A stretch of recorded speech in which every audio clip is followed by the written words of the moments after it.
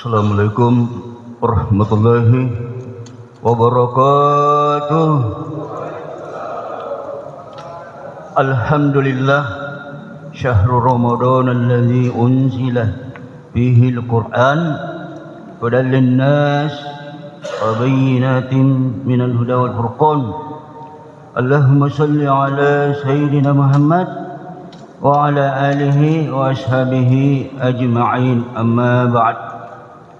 Kaum muslimin, muslimat, jamaah subuh yang dimuliakan dan yang dibahagiakan oleh Allah Subhanahu wa ta'ala.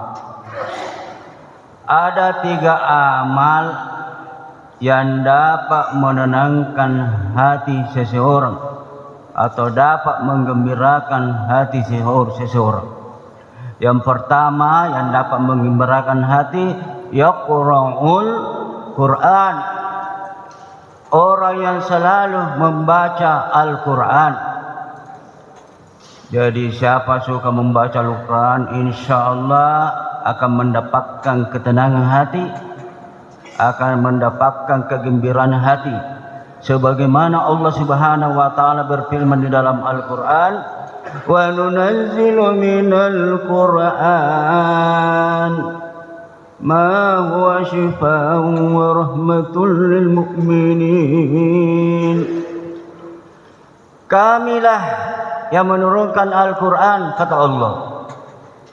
Allah lah yang menurunkan Al-Quran, tidak lain dan tak bukan untuk menjadi obat, asyifa, obat, penenang, penyejuk, wa rahmatul lil mu'minin, dan rahmat bagi orang yang beriman. Jadi bukan cuma dapat menenangkan hati, menggembirakan hati kalau Al-Quran dibaca, tapi Al-Quran juga Pak Ibu bisa menjadi obat. Jadi Al-Quran itu obat.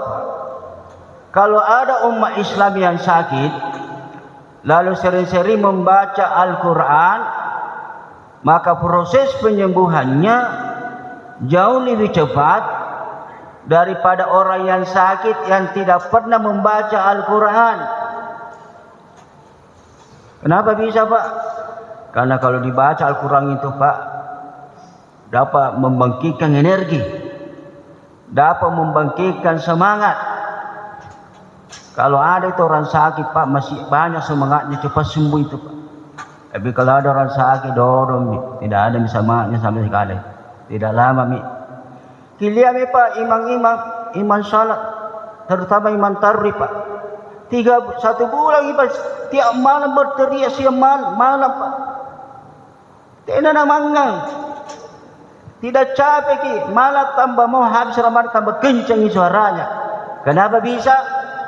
Karena yang dia baca ayat-ayat Allah Subhanahu wa ta'ala, sehingga tambah menimbulkan energi, membangkitkan semangatnya. Makanya tidak ada itu Pak Di, Ibu Di, sudah lebaran kita dengar banyaknya imam pingsan, banyaknya imam sakit, menganduri guru, capek duri. 1 bulan itu tugas. 1 bulan ini berteriak tiap malam 20 rakaat. Tidak ada itu Pak. Tidak ada itu. Malah tambah kencet, tambah sehat orang. Lihat nih Pak Iman tadi, enak jadi didengar saja Al-Quran Pak, bahagia bagi. Seperti bagus bacanya, seperti Pak Iman tadi. Alhamdulillah. Jadi Al-Quran itu kalau diamalkan Pak, dapat mengangkat derajat seseorang, dapat memuliakan seseorang. Itu malaikat Jibril Pak, bisa diangkat menjadi pemimpinnya para malaikat disebabkan malaikat Jibril membawa Al-Quran kepada Nabi kita Muhammad sallallahu alaihi wasallam. Diangkat derajatnya Pak malaikat Jibril disebabkan Al-Quran. Rasulullah sallallahu alaihi wasallam kenapa bisa menjadi pemimpinnya para nabi dan para rasul? Karena Rasulullah diturunkan Al-Quran, diangkat derajatnya Nabi tak menjadi pemimpinnya para nabi dan rasul disebabkan Al-Quran. Kenapa bulan Ramadan dikatakan bulan suci Pak? Karena Al-Quran diturunkan pada bulan Ramadan. Kenapa pada malam Lailatul Qadri kalau kita beribadah pada malam itu lebih baik daripada 1000 bulan, karena Al-Quran turun kepada malam Lailatul Qadri. Kenapa kota Mekah dan Madinah dikatakan kota suci, kota mulia? Tidak ada itu kota di dunia, Pak. Biar bagaimana cantiknya, hebatnya itu kota, tidak disebut kota mulia, kota suci. Cuma kota Mekah dan Madinah dikatakan kota suci. Kenapa bisa? Karena Al-Quran diturunkan di kota Mekah dan Madinah, terangkat derajatnya kota Mekah dan Madinah. Kenapa Dajjal, Pak? Dajjal itu, Pak, di akhir zaman akan turun di dunia. Kerjanya cuma menumpahkan darah, Pak, membunuh, merusak-rusak. Tapi Dajjal takuki nama suki kota Mekah dan Madinah, merusak-rusak. Kenapa? Karena dia tahu Dajjal bahwa Al-Quran diturunkan di kota Mekah dan Madinah. Takut Dajjal. Makanya kalau bapak-bapak, ibu-ibu sering-sering membaca Al-Quran, terangkat juga derajat, tak dimuliakan juga oleh Allah Subhanahu wa taala. Yang kedua yang dapat menenangkan hati yaitu sedekah. Sedekah itu, Pak, Ibu, dapat juga menggembirakan hati, dapat menenangkan hati. Semakin kita bersedekah, semakin bahagia hati, semakin menenangkan hati. Sebagaimana Allah Subhanahu wa taala berfirman di dalam Al-Quran, usmin amwalihim shadaqatun tutahhiruhum wa tuzakkihim biha. Ambil Muhammad hartanya orang beriman sebagai sedekah, sebagai zakat, untuk membersihkan mereka dan mensucikan mereka dan doakan mereka. Jadi salah satu gunanya sedekah apa? Zakat, untuk membersihkan, Pak. Makanya orang suka bersedekah, sia-sia gitu selalu, Pak. Ibu, sia-sia gitu. Biar 5.000 kau selalu, 5.000 juga 2.000, tapi selalu bersedekah, rutinnya sia-sia itu selalu, Pak. Sia-sia itu, Pak. Ya, ini orang suka bersedekah, sia-sia gitu. Makanya kata Rasulullah, jadikan sedekah sebagai obatmu. Ya, obat itu sedekah. Maka jangan lewat, Pak, Ibu, 1 bulan tidak bersedekah. Kalau tidak bisa kita tiap hari bersedekah, usahakan tiap Jumat bersedekah. Kalau pergi ke salat Jumat bawa semua di masjid, Pak, Ibu, 5.000 ke 10.000. Kenapa? Karena sedekah itu, Pak, banyak sekali manfaatnya. Salah satu manfaatnya dapat menjauhkan diri kita dari segala mara bahaya. Dijauhkan, Pak. Kalau kita, Pak, lihat sehari-hari banyaknya bencana, Pak, banyak musibah di jalan. Insya Allah kalau suka kita bersedekah, dijauhkan kita dari segala mara bahaya. Bantu kasihan orang tua yang sudah meninggal, bantu saudara yang meninggal dengan sedekah.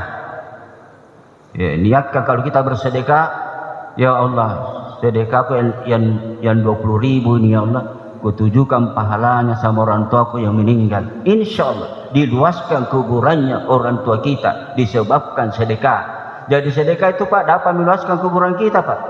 Kasih sempit itu kuburan, Ibu, 2 kali 1 ji. Dikasih masuk lagi, ditimbul lagi tanah, diratakan lagi tanah. Alangkah sempitnya tempat kita nanti dikubur. Tapi insya Allah kalau selalu kita bersedekah, Allah meluaskan kuburan kita seluas langit dan bumi. Jadi bersedekah kita, bersedekah biar sedikit, Pak. Yang penting bersedekah, insyaallah. Yang terakhir, zikrullah. Orang yang selalu mengingat Allah Subhanahu wa taala. Jadi siapa yang suka berzikir kepada Allah akan mendapatkan ketenangan jiwa, akan mendapatkan kebahagiaan hati.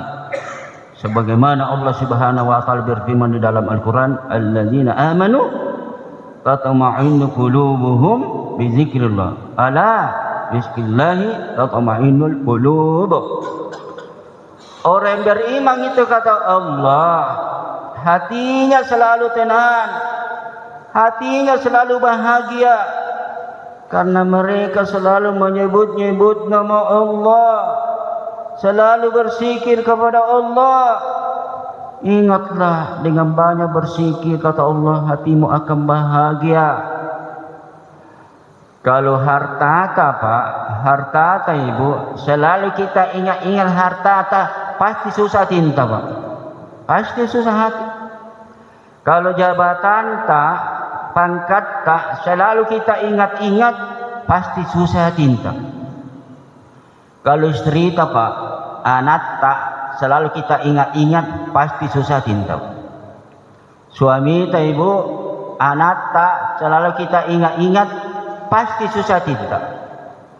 Beda dengan Allah. Kalau kita ingat Allah, sebut namanya, pasti hati gembira. Kenapa bisa? Kenapa bisa Bu? Karena selain dari Allah adalah makhluk, manusia makhluk, harta makhluk, jabatan makhluk, namanya makhluk Pak, sifatnya hancur, sifatnya hancur, tidak kekal.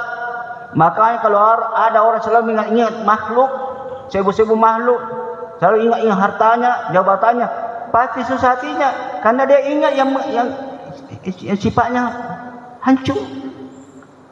Beda dengan Allah Subhanahu wa taala, bukan makhluk Allah Pak, pencipta. Makanya orang selalu ingat Allah, pasti hatinya tenang. Karena Allah kekal, tempatnya kebahagiaan. Jadi Allah itu tempatnya kebahagiaan Pak, tempatnya keselamatan, tempatnya kesejahteraan.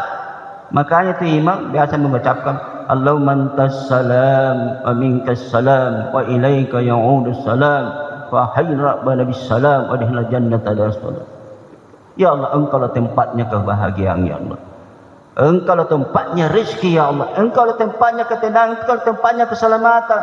Jadi kalau kita ingat Allah, pasti selamat kita, pasti tenangi hati kita, karena kita ingat orang yang bahagia.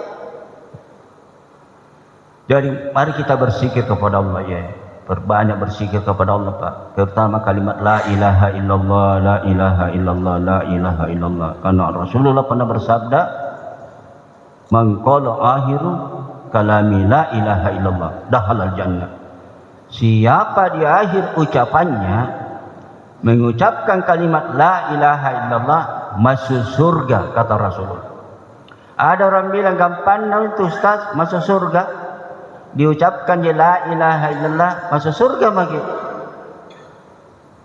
Memang gampang diucapkan.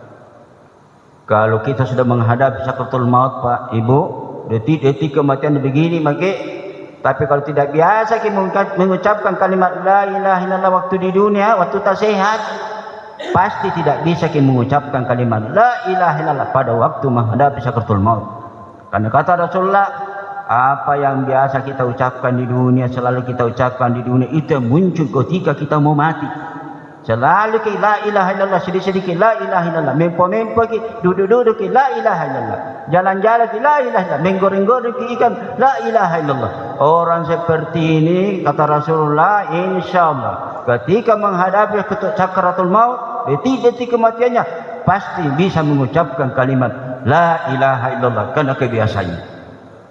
Jadi apa yang suka kita ucapkan, itu yang akan muncul.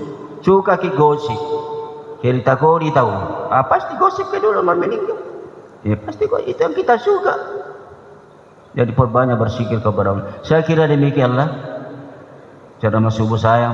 Mudah-mudahan manfaatnya bagi kita sekalian.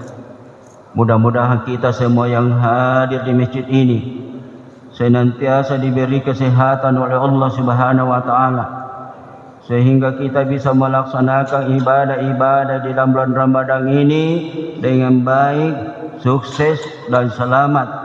Dan insyaallah kita keluar di bulan Ramadan ini, kata Rasulullah, bagi orang beriman bagaikan bayi yang baru saja keluar dari perut ibunya, bersih betul dari namanya dosa. Kalau sudah mungkin dibersihkan Pak, sudah mungkin dibersihkan dosa di bulan Ramadan ini, sudah Ramadan, jaga diri kita, jangan lagi berbuat dosa. Apa kita ini sudah tua-tua, mudah-mudahan kebersihan kita sudah dihapuskan dosa kita sampai menghadap kepada Allah Subhanahu wa taala.